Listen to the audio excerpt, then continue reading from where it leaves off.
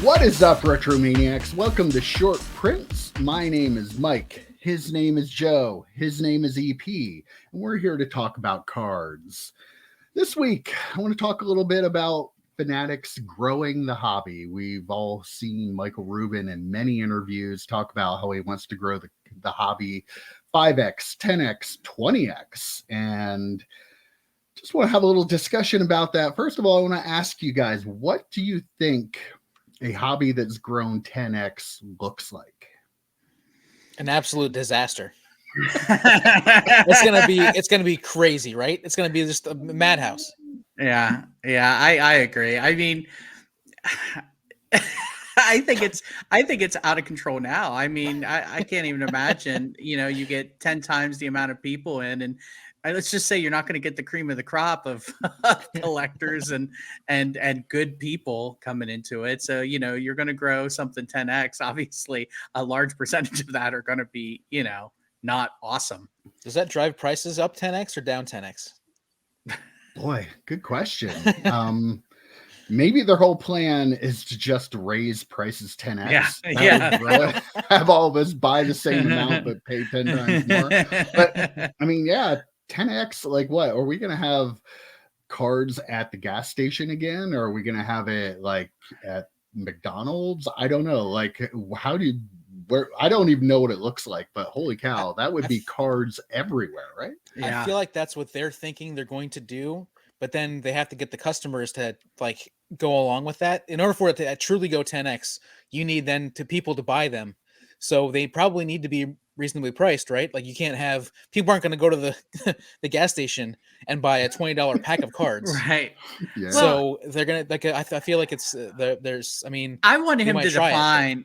I want him to define what he means by 10x. I honestly don't think he means 10 times the amount of people. He does mean 10 times the amount of profit, right? I mean, he could about care 10 less. times the total sales volume. Right. Yeah, he could care less how many people are in the hobby. Yeah. He just cares about his bottom line. So of course it's to me, I don't think it's going to be as crazy. I think it's just everything, like you mentioned it before, Mike, everything's just going to be more expensive. And too, I feel like a lot of it is going to be involved with technology and NFT type stuff too. I feel he's more than one time mentioned about how he wants collectors to be able to be sitting there watching a game and being able to pick up their phone and put a bet on the game, buy a jersey from the game, buy a card from the player in the game. So a lot of it's going to be like, probably, we joke about cars being in gas stations and McDonald's. I'm sure that's not what the route is he's looking for. It's going to be grown through technology.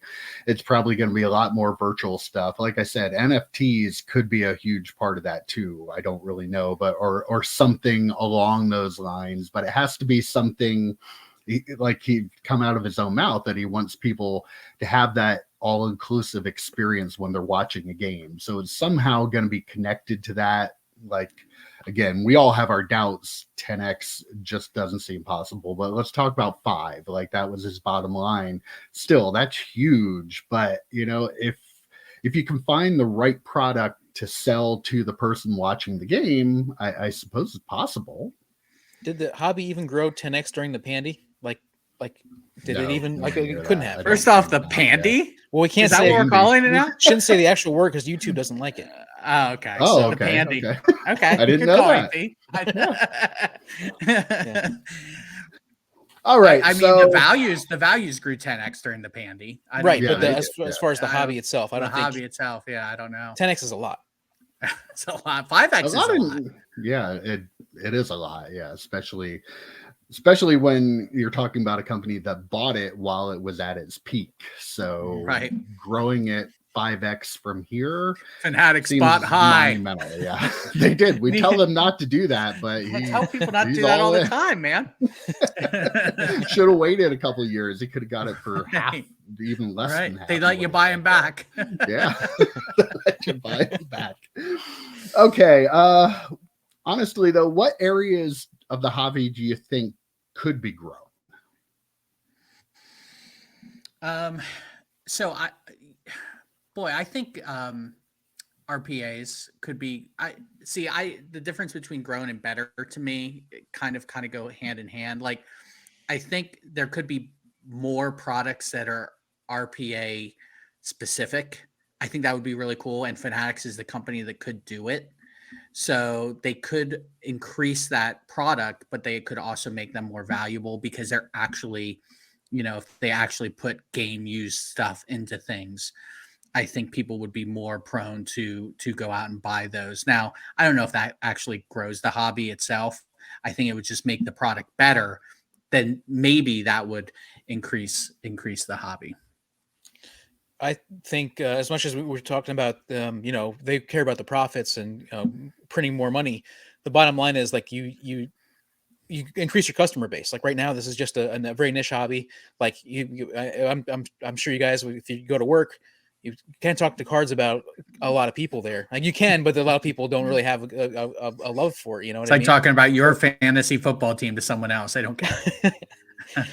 But yeah, so that's I feel like growing the number of people is probably the most important thing, and that's the one that they can grow them. They could probably grow that quite a bit if they do the right things. I would think. Yeah, and I think marketing is going to be a big part of that. Talked about this a lot over the podcast that they don't do much marketing now. They're not trying to acquire new customers now. So you look at the number of people that are willing to go to a baseball game or a football game. A lot of those people don't collect cards. So really, I feel like they need to take advantage. Like they're a company that sells products to these people already. They're buying apparel from them. So I feel that's why he's confident. I think he feels like he can find a way to sell to those same people that are buying a jersey. They're going to find a way to sell them a card of that player along with the jersey. And I think he'll do that through marketing. Like maybe they'll offer you buy a jersey and you get a card with it, something like that, to get people maybe interested in something. I don't know what their exact plans are, obviously, but I'm sure it revolves around finding a way to use their existing customer base. And if they can do that, they'll automatically grow the hobby because they're going to bring a lot of new people into it. So, all right. What would you be most excited to see when Fanatics takes over?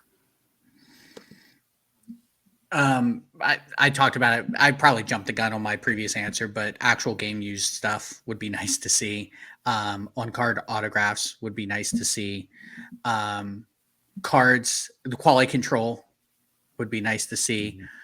Super short prints actually being in the products would be nice to see. So, they're not off to a good start. Right. So any of those, pick one. I'm fine with any of those.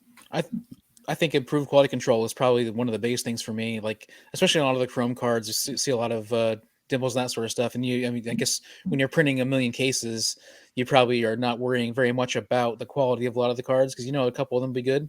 Mm-hmm. But like, I feel like that's probably a big one to make. I mean, they're not going to lower the print runs, I'm guessing, because that's how they make their money. But quality control, I feel like if they could really like hone that in, like really take care of that, that would be a huge thing, I think, for a lot of people in the hobby.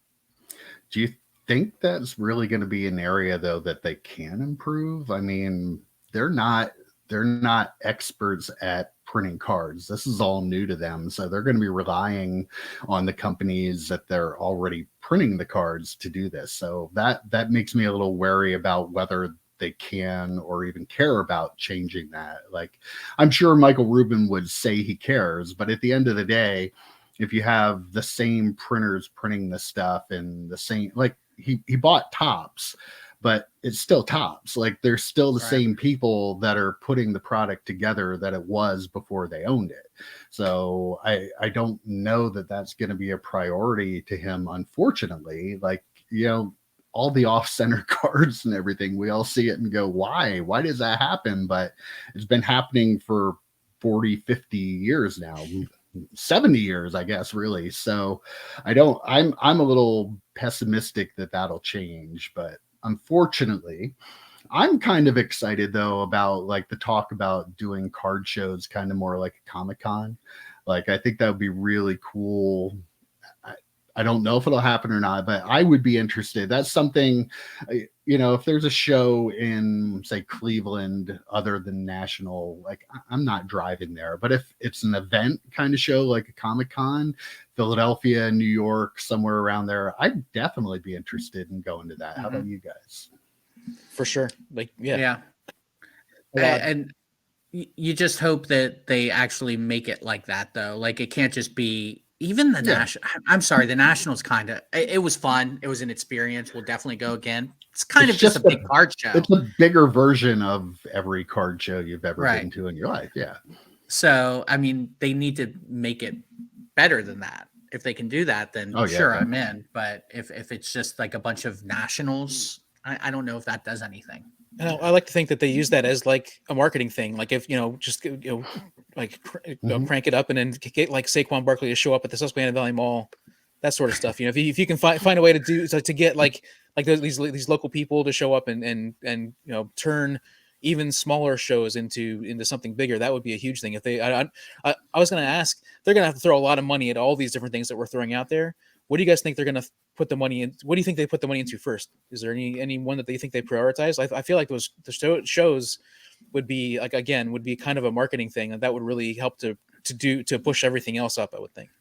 It'd be great if they offered some kind of like co-op marketing or advertising for local shows. Like I talked about back in the 90s when I had comic books, how the comic book distributors would chip in half the price of an ad if you ran an ad in the paper or did something, and like maybe have a pool of money available to card show organizers that could help them do something like that, bring in somebody to sign that they normally wouldn't be able to. I feel like instead of them doing it all by themselves, maybe helping some of the people that are already established doing this by offering some kind of co-op program like that would be a more effective way to use that money. Like how great would it be if our little small show here could have like a Saquon Barkley or somebody that was a popular player that played Kenny Pickett. Yes, for you out there. So yeah, that would be great. And I think that I have no idea if they'll go that route or not, but I think it would be an effective way to help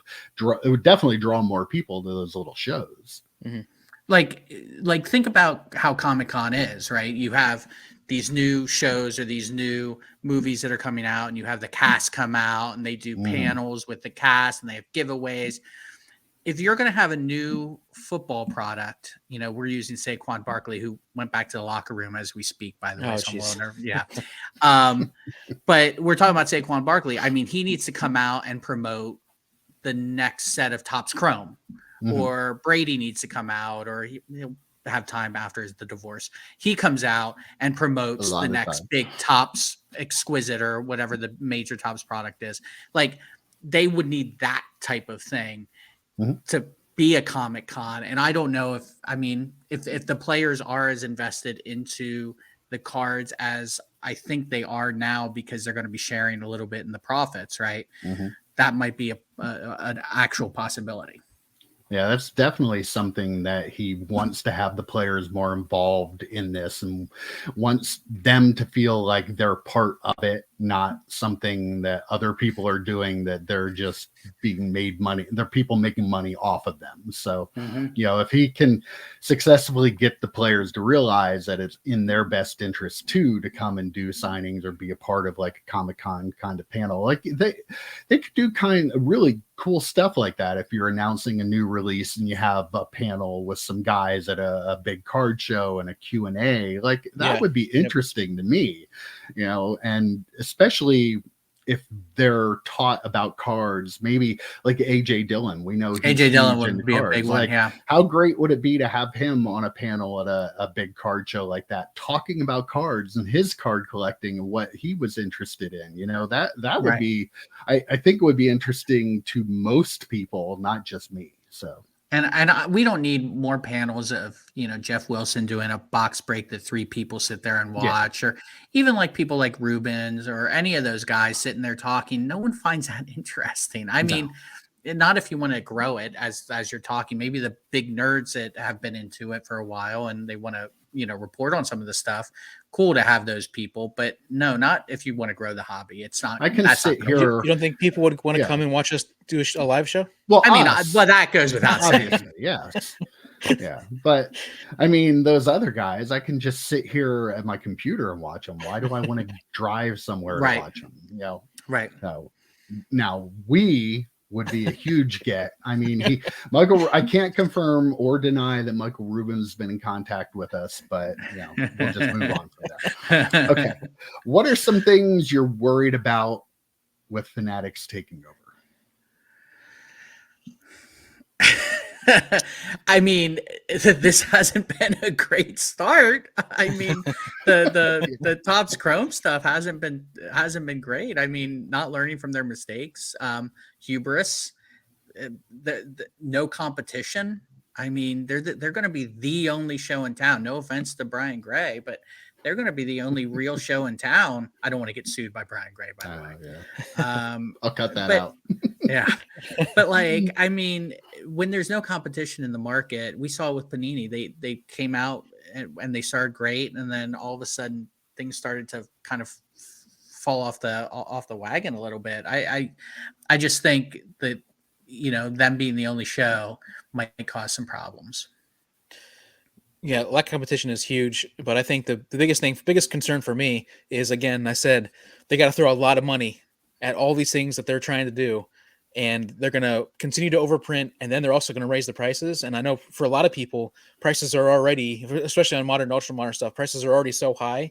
But if they raise them again, like I feel like that's a big, huge concern for me. Like they're gonna have to pay to get the actual game used jerseys. They're gonna have to pay people to get them to sign on card autographs, and probably a little bit more, and say, hey, look, we need these to all be on the card.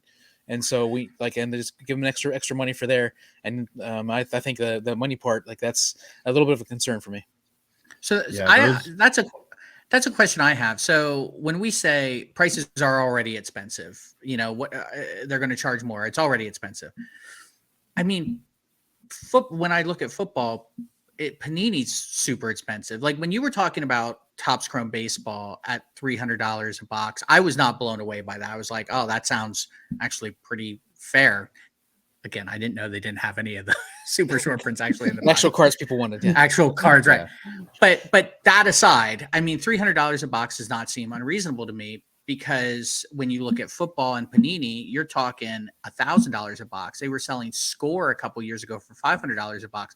So when you say more expensive, EP, do you mean more expensive from what the baseball currently is? Or do you mean more expensive than what Panini is charging for football? Because I think that's a big distinction. I was just saying that the general hobby consensus is that the box prices are too expensive. Boxes of cards are too expensive, period. And I think that's all. People that only collect baseball must not know what's going on with football. I mean, right? I'm not even joking. Like, do they look at baseball and think this is really expensive, and they have just blinders on and don't realize how much more expensive Panini is charging for their products? I mean, there are really expensive baseball sets. Yeah, Bowman jumped up in price this year too. Like and like the Sapphire stuff, and they do release a lot of higher end baseball too. I just don't like think $1,500 a box kind of stuff. Some that get up close to that, yeah. I think they get some that are in the many hundreds of dollars. Topps Pristine and those really like the higher end stuff.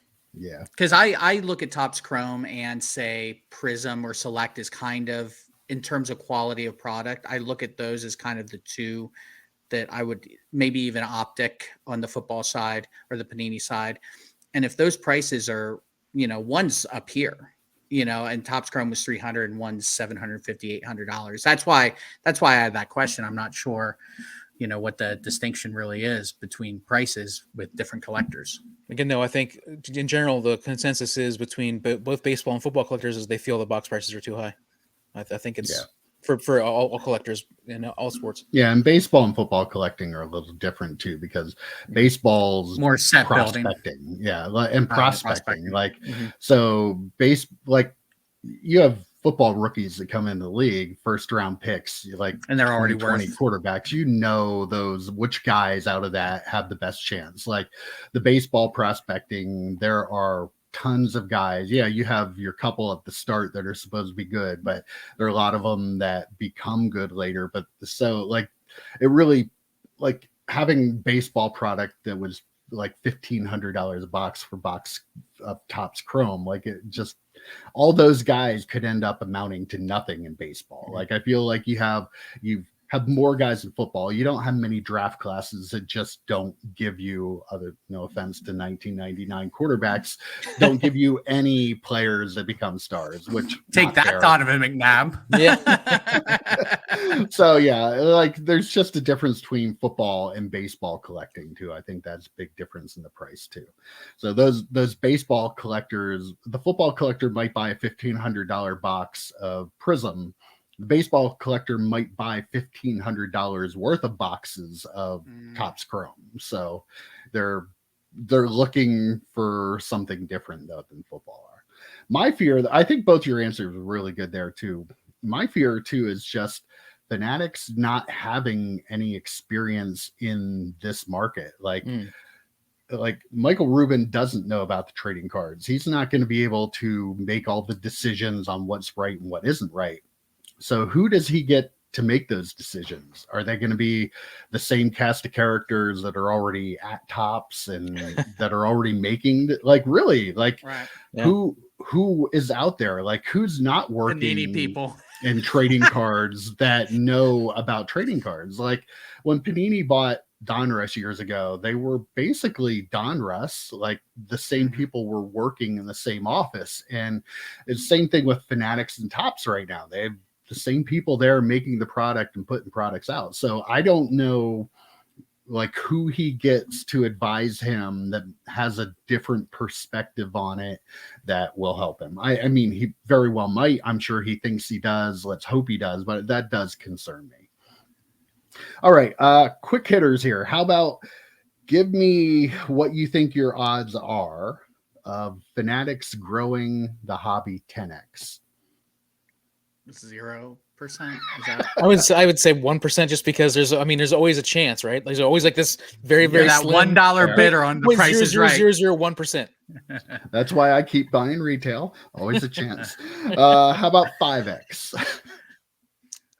It still seems like too much, man. I mean, I'll say 20%. Okay. I mean, there's again define what 5x means. 5x profit? Yeah, maybe. I mean, maybe. I'll say 19% just to. I mean, you don't. This is not the Price is Right. All right, 2x. I could see that. 50%. 25%. I'd say 50. And what are the odds nothing changes? Oh, 75%. Or it gets worse. Is that an option? Is that the next one? Well, it could, gets worse. We're just going to wrap it all up. Also, into 75%. Stays the same or gets worse. All right, going to wrap things up here with one final question. How long do you think Fanatics will stay in the card market? How long's their deals with the players unions? Is it 5-year deals? I think maybe 5 or 10. Oh, they could actually just sell them then. But here's the thing. I think they'll stay in for a little while because I don't know who's going to come around and buy them. I mean, they're buying everyone out. I mean, is a startup going to come and buy out their inventory and buy out their licenses? I don't see that happening. So either they shutter the whole thing down and it's, go from there, or pick up the pieces, go from there, or they just hold on to it and try and just break even or make a little bit of a profit. So I say 10 years, 15 years. Okay. EP? I would have no, I don't know what my answer is going to be here. Like the thing is, it's going to be, I feel like they're at least saying that they're in it, like to win it, to be, they want to do this thing. And if they are actually able, even if they make that 2x level, I think that's a success for them. I think they keep going, and if they can do 2x, a couple times over the course of the 5 years, and they renew the contract. But keep in mind, they did buy high. Is 2x enough for them? They did, but again, if we gave them a lot of good ideas here. They can send us a check later. We gave them a lot of good ideas what they can do, But if they can do some of these things or a lot of these things and 2x it over the course of the 5 years, renew the contracts, do it again over the next 5 years, all of a sudden, they can turn it profitable. So yeah, 10, 15 years, I could totally see that happening. Yeah, I agree with the EP. I think they're in it for the long haul. I feel like they're going to find ways to make money off it anyway. I don't think it's going to be It like might a not major be drain. Yeah, like they'll find a way. Like they They'll do find have a ways, big yeah. customer base. A lot of people buying cars to begin with. A lot of money being made by Panini and Topps both for the last 5 years or so. So I think they'll find a way to keep it profitable enough that it fits into what they do. And even if it's not their main focus, if it's part of their overall wanting to be that one-stop shop for the sports fan, be able, like I said before, put the bet out there, buy a jersey, buy a card. I think it fits into what they want to do. So even if they're not terribly profitable, I think they'll hold on to the licenses because there's value in that, just being the company that offers you everything. So maybe the sum of all the parts is worth more than each individually. But all right, guys, I think that was a pretty good talk. I hope Michael Rubin was watching and listens to all of our great advice. So he grows the hobby 10x. Or 2. Or whatever. Or 2. Or 2 0. would be great. Whatever. All right, guys, that was fun. Take care. We'll see you. Yep. See ya. boys.